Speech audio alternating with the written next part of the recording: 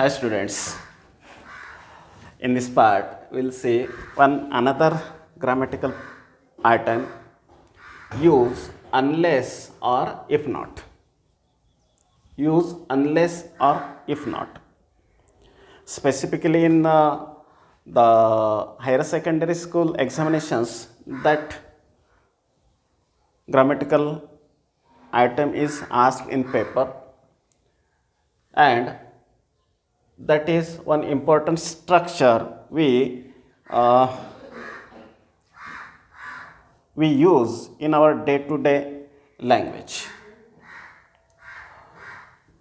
बघा विद्यार्थी मित्र हो, आपल्याला आज याच्यामध्ये अनलेस किंवा इफ नॉटचा यूज कसा करायचा सेंटेन्समध्ये, असं आपल्याला सेंटेन्स दिलं जात आहे आणि त्या सेंटेन्सच्या सोबत सूचना अशा पद्धतीची दिली जात आहे. Let us say the first sentence. If the cart is not ready, we'll go on foot. Use unless. आपल्याला एक साधी पद्धत आहे. एकतर अनलेस वापरलेला सेंटेन्स दिलं जाईल, ते अनलेस काढून तुम्हाला इफ नॉट वापरायला सांगेल, किंवा इफ नॉट वापरलेला सेंटेन्स दिलं जाईल ते काढून तुम्हाला अनलेस वापरायला सांगितलं जाईल. पहिल्यांदा फरक समजून घेऊ. इफ नॉट, जर पाऊस असेल तर मी कामावर जाणार नाही, जर तरच्या भाषेमध्ये बोलतो आपण. जर नेटवर्क नसेल तर ऑनलाईन क्लास घेता येणार नाही, आपण बोलतो ना असं जर तरच्या भाषेमध्ये. तेच आपण जर तरच्या ऐवजी असे म्हणता येईल. काय म्हटलं? जर नेट नसेल तर ऑनलाईन क्लास घेता येणार नाही. मग नेट असल्याशिवाय ऑनलाईन क्लास घेता येणार नाही असे म्हणता येतं आहे. अनलेस अर्थ होतो च्याशिवाय. अनलेस च्याशिवाय, इफ नॉट जर तर. इफचा अर्थ होतो जर. बघू आपण सेंटेन्सेस घेऊन. If the cart is not ready we will go on foot. Cart, गाडी. गाडी तयार नसेल तर मी पायी जाईन. गाडी तयार नसेल तर मी पायी जाईन. त्याच्याऐवजी आपल्याला गाडी तयार नसेल तर असल्याशिवाय मी पायी जाईल असं त्याचा अर्थ. मग इथे आपल्याला इफ नॉट काढून अनलेसचा उपयोग करायचा. फार सोपी गोष्ट. काय करायचं? स्टेप पहा. पहिल्यांदा इफ आणि नॉट या सेंटेन्समधले काढून टाकायचे आणि अनलेस वापरायचं. आता इफ नॉट आपण काढायचं कळेल, ठीक आहे काढले. अनलेस वापरायचं, पण वापरायचं कुठे सेंटेन्समध्ये याची जागा ठरलेली असते अनलेसची. हा जो इफ काढला त्या इफच्या जागेवर अनलेस लिहिलं की झालं. इफ आणि नॉट काढायचा आणि इफच्या जागेवरती अनलेस लिहायचं, बस एवढंच. मग काय होणार? इथेच लिहितो मी unless. Unless the cart is ready, comma. Unless the cart is ready. Cart ready असल्याशिवाय पुढचा क्लॉज जसा तसा लिहायचा. We will go on foot. We will go on foot. सोपं ना? इफ आणि नॉट काढायचा आणि इफच्या जागेवरती अनलेस लिहायचं. पुढचं सेंटेन्स करता येईल तुम्हाला. पुढे मात्र काय सांगितलेलं आहे, एक एक प्रकार बघू. आता मग एक एक व्हेरायटी पाहू याच्यामध्ये. पुढे आपल्याला he will miss the train if we will miss the train if we do not start now. इथे याला रिमूव्ह इफ नॉट म्हटलं आहे त्याने. सूचना बघा, इथे यूज अनलेस, इथे रिमूव्ह इफ नॉट. मग इफ नॉट काढून टाकायचं तर त्याच्याऐवजी काय टाकायचं माहिती आहे आपल्याला? काय टाकायचं? अनलेस टाकायचं. बरोबर ना? ठीक आहे, पण अनलेस टाकायचं. आता हा फरक बघा. इथे इफ नॉट पहिल्या क्लॉजमध्ये होता, इथे इफ नॉट दुसऱ्या क्लॉजमध्ये आहे. काही फरक नाही आहे. इफचा क्लॉज नंतर दिलेला आहे, काही हरकत नाही आहे. आपल्याला इफ आणि नॉट यातला काढून टाकायचा. अनलेस टाकणार कुठे? इफच्या जागेवरती. बस झालं. म्हणजे याचा अर्थ हा सुरुवातीचा क्लॉज जसा तसा लिहू आपण. We will miss the train, miss the train हा इफ काढून टाकू, याच्यासोबतचा नॉट काढून टाकू. असंच केलं नाही ते, इफ आणि नॉट काढून टाकलं. आणि या इफच्या जागेवरती अनलेस. Unless we. हां, आता थोडं इथे मुद्दाम हे सेंटेन्स घेतलं. इथे मात्र या नॉटच्या सोबत हा डू सुद्धा काढून टाकायला लागेल आपल्याला. इथे नॉट आला होता या इजच्या सोबत, पण इथे नॉट आला मात्र हा डूच्या सोबत. कसं काय तुम्ही म्हणाल, असं कसं डू काढून टाकायचं? सेंटेन्समध्ये, इफ नॉटच्या सेंटेन्समध्ये अनलेस वापरायला सांगितलं असेल आणि या नॉटच्या सोबत जर डू, डज, डीड या तीनपैकी जर हेल्पिंग व्हर्ब्स असतील तर ते काढून टाकायचे. का काढून टाकायचे? कारण ते नॉटला सोबत म्हणून आलेलं आहे. नॉट माहिती असेल तुम्हाला, विदाऊट हेल्पिंग व्हर्ब सेंटेन्समध्ये येत नाही. मग त्या नॉटला सोबत हा बेसिक हेल्पिंग व्हर्ब आहे. Basic am, is, are, was, were, have, has, these are the basic helping verbs. But these are borrowed helping verbs to accompany with not. म्हणून नॉट निघून गेला, नॉटच्या सोबत हे कोणते कुठले घ्यायचे? हे डू, डज और डीड या तीनपैकी जर एखादा इथे असेल नॉटच्या सोबत तर तोही निघून जाईल नॉटच्या सोबत, बरं का? मग हा निघून गेला नॉटच्या सोबत, याचं काम नाही नॉट नाही म्हणून. मग सरळ सरळ we start. If we do not start, sorry इथे now, start now. Okay, start now. इथे अर्थ काय झाला? Will miss the train if we do not start now. आपली ट्रेन चुकून जाईल जर आपण आत्ताच निघालो नाही तर. इथे अर्थ काय झाला? आपली ट्रेन चुकून जाईल आपण आत्ताच निघाल्याशिवाय. आता जर नाही निघालो तर ट्रेन चुकून जाईल. अर्थ सारखाच झाला. The next sentence, use unless. Unless वापरा म्हणजे काय? इफ आणि नॉट काढून टाका. इफ आणि नॉट काढून टाका. बघा इथेही दिसतंय नॉटच्या सोबत डीड आहे. हा डीड सुद्धा निघून जाईल. पण बघा काय होणार सेंटेन्स? मग हा इफ काढून टाकू आपण, नॉट काढून टाकू इथला. सेंटेन्स होणार unless. Sentence, let us see the sentence. If the girls didn't tease Sarita she would come to class. If the girls didn't tease Sarita she would come to class. Tease म्हणजे चिडवणे. जर मुलींनी त्या सरिताला चिडवलं नसतं तर ती क्लासमध्ये आली असती. चिडवलं नसतं तर क्लासमध्ये आली असते. मग काय होणार? अनलेस द गर्ल्स नॉट काढला, आपण सांगितल्याप्रमाणे डीड निघून गेला. पण डीड काढून टाकायचा. पण डीड माहिती आहे तुम्हाला, it is the past form of do, correct? मग हा काढला तर हा कशासाठी आहे?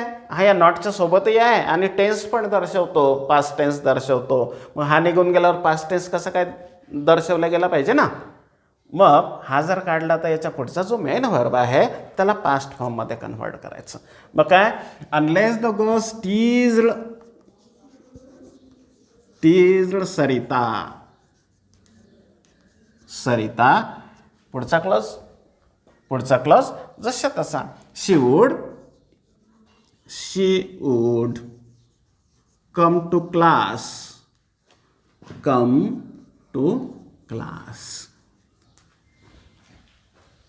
Unless the girls tease Sarita she would come to class म्हणजे चिडवल्याशिवाय, म्हणजे चिडवलं नसतं तर क्लासमध्ये आली असती. So okay, now the next sentence. Next one is important. हे थोडं वेगळं आहे. We are going to see varieties of sentences in this category. So वेगवेगळे, आणि हे सगळ्या कॅटेगरी पाहिल्या की मग तुम्हाला कुठल्याही प्रकारचं सेंटेन्स इफ नॉटमध्ये विचारलं तर ते कन्व्हर्ट करता येणार अनलेसमध्ये, किंवा अनलेसचं इफ नॉटमध्ये. ओके, मग काय आहे? If you do hard work you will get success. If you do hard work, जर तुम्ही मेहनत केली ना तर तुम्हाला सक्सेस मिळेल, यश नक्की मिळेल, असं अर्थ होतो. सोपं वाक्य आहे, अर्थ पण काढला याचा. आपल्याला सूचना सांगितली यूज अनलेस, अनलेस वापरायचं आहे याच्यामध्ये. आपण आत्तापर्यंतचे सेंटेन्स पाहिले. इफ आणि नॉट काढायचा, अनलेस टाकायचा. इफ आणि नॉट काढायचा, अनलेस टाकायचा. अनलेस काढायचा, इफ नॉट टाकायचा. असा प्रकार सरळ सरळ. कारण या अनलेसमध्ये इफ नॉट या दोन्ही शब्दाचा अर्थ या अनलेसमध्येच आहे. Un means not, less means it has a sense of if. So okay, म्हणजे दोन्हीचा अर्थ समान राहतो. इफ नॉट काढून अनलेस टाकला किंवा अनलेस काढून इफ नॉट टाकलं तर. इथे काय मग, इथे पाहूया. इफ इथपर्यंत काय, if you do hard work. If you do hard work, if you do hard work. इथे इफ तर आहे, पण या क्लॉजमध्ये तुम्हाला नॉट नाही दिसत आहे. या क्लॉजमध्ये नॉट नाही दिसत आहे. आपला पद्धत तर काय, इफ आणि नॉट दोन्ही काढतो आपण आणि त्याच्या जागेवरती अनलेस वापरतो. पण इथे नॉटच नाही आहे. मग असं असलं तर काय, हे लक्षात ठेवण्याचं तुम्हाला हे महत्त्वाचं आहे. इफ तर आहे पण नॉट नाही आहे, अनलेस वापरा म्हणतो. मग अशा वेळेला काय करायचं, अशा आधीच्या प्रकारामध्ये आपण इफ आणि नॉट दोन्ही काढायचो, त्याच्या जागेवर अनलेस टाकायचो, वाक्य लिहायचो, पुढचा क्लॉज जशा तसा लिहायचो. पण या प्रकारामध्ये मात्र एकच चेंज आहे थोडा. इफ काढायचा, त्याच्या जागेवर अनलेस लिहायचा, नॉट तर नाहीच आहे काढायला. मग असो जर प्रकार असला, इफच्या क्लॉजमध्ये नॉट नसेल, पुढच्या क्लॉजमध्ये मात्र थोडा चेंज करायला लागेल, तेव्हा अर्थ येईल आपला. चेंज काय करायला लागेल, सोपा चेंज आहे. या पुढच्या क्लॉजमध्ये नॉट नसेल तर टाकायचा, असेल तर काढून टाकायचं, बस एवढीच. मग काय होणार, इथे अर्थ झाला, तू जर मेहनत केली तर तुला यश मिळेल. अनलेस वापरून पाहू आपण. Unless you do hard work. Unless you do hard work. पुढच्या इथे या क्लॉजमध्ये नॉट नसल्यामुळे पुढच्या क्लॉजमध्ये मात्र आपल्याला चेंज करायला लागेल. काय चेंज, नॉट नसेल तर टाका, असेल तर काढून टाका. इथे आहे का नॉट, नाही आहे, नाही आहे तर टाकायचं. मग you will not get success. बघा अर्थ काय झाला. इथे तू मेहनत केल्याशिवाय, परिश्रम घेतल्याशिवाय तुला यश मिळणार नाही. इथे नॉट जर टाकला नसता अर्थ काय झालं, परिश्रम घेतल्याशिवाय यश मिळेल, उलटाच झाला असता अर्थ. मग तो अर्थ तो बॅलन्स होण्याकरता, to balance the meaning of the sentence we have to make those changes. Okay, लक्षात आला. हा याच्यातला महत्त्वाचा लक्षात ठेवण्याचा. पुढच्या क्लॉजमध्ये सरळ सरळ असेल तर पुढच्या क्लॉजमध्ये चेंज नाही आहे, सेकंड क्लॉजमध्ये चेंज नाही. पण हा जर प्रकार इफच्या सोबतच्या क्लॉजमध्ये जर नॉट नसेल तर पुढच्या क्लॉजमध्ये चेंज करायचं. सो ठीक, लक्षात आलं. याच्यानंतर दोन आपल्याला सेंटेन्सेस आहे अनलेसचे, आणि अनलेस रिमूव्ह करण्याची सूचना दिली. काय म्हणतो, unless I am working on Sunday I will not join you. Unless I am working on Sunday I will join you.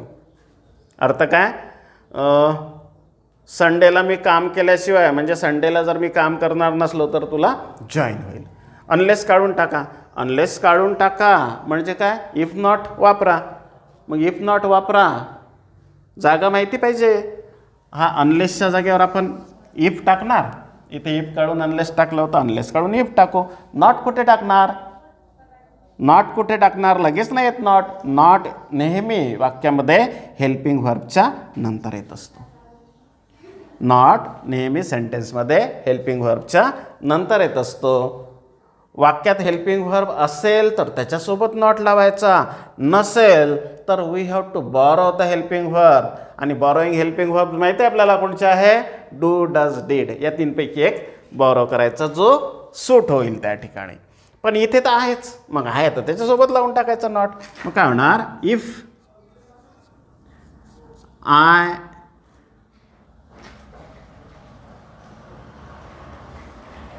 am not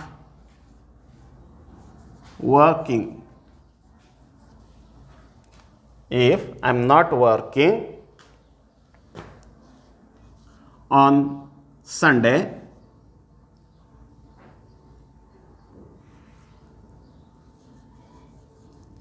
If I am not working on Sunday, I will join you. I will join you. I will join you. Unless काढून टाकला, if आणि not टाकला, sentence पूर्ण केला. पुढचं sentence बघू. त्याच्यामध्ये हे unless we curb poverty will be a poor nation. जर आम्ही आमची गरिबी नष्ट केली नाही तर आम्ही गरीब राष्ट्र राहू. आमची गरिबी नष्ट केल्याशिवाय आम्ही गरीब राष्ट्र राहू. अनलेस काढून टाकायचा म्हणजे इफ नॉट वापरायचा. मग अनलेसच्या जागेवर इफ आणि हेल्पिंग व्हर्बच्या सोबत नॉट. बघूया आपण. If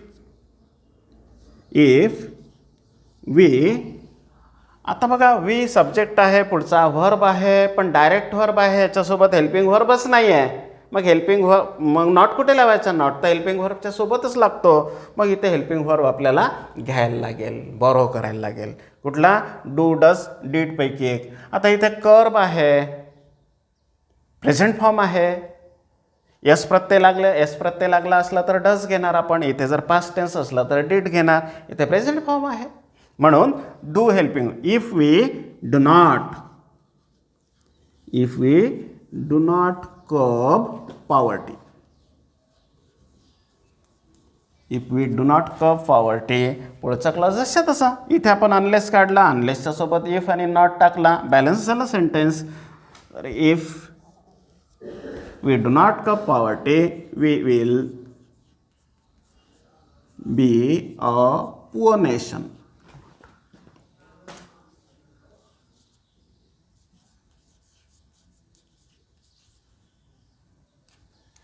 So, okay, these are the various types of sentences. Now you have to go through it again and again and try to understand the structures of the sentences. Okay, see you again. So goodbye.